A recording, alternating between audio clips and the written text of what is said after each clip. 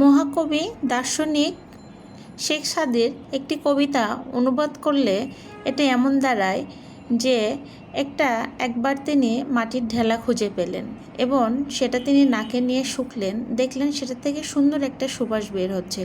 কবি অবাক হয়ে জিজ্ঞেস করলেন, তুমি কি আতরদানি? তখন মাটির ঢেলাটি বলল, আমি আতরদানি কিংবা সুগন্ধ মাটি না, আমি সাধারণ একটা মাটি। কবি তখন বলল, তাহলে তোমার কাছ থেকে এত সুন্দর সুবাস আসতেছে কি করে? তখন মাটি বলল, আমি যেখানে থাকতাম সেখানে অনেকগুলো গোলাপ গাছ ছিল। সেই গোলাপ গাছ থেকে প্রতিদিনই দু একটা করে পাপড়ি ঝরে পড়তো, আর সেই পাপড়ির সুবাসগুলো আমি আস্তে আস্তে শুষে নিতাম।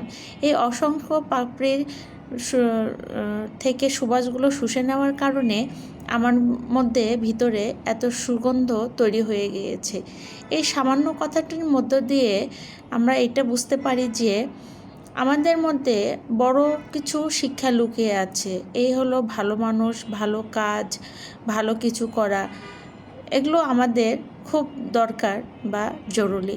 আমরা যদি ভালো মানুষের সাথে থাকি আমাদের মানসিকতা ভালো হয়ে যাবে। আমরা যদি ভালো কাজের মধ্যে থাকি তাহলে আমাদের কাজগুলো ভালো হয়ে থাকবে। মানুষ ভালো কাজের মাধ্যমে, ভালো কাজের সংশ্লিষ্টর মাধ্যমে মানুষের ভিতরটা ভালো হয়ে ওঠে। তাই আমরা চেষ্টা করব ভালো কাজ করা, ভালো মানুষের সঙ্গে চলা এবং ভালো সঙ্গী বেছে নেওয়া। দিন শেষে সবাই ভালো থাকে।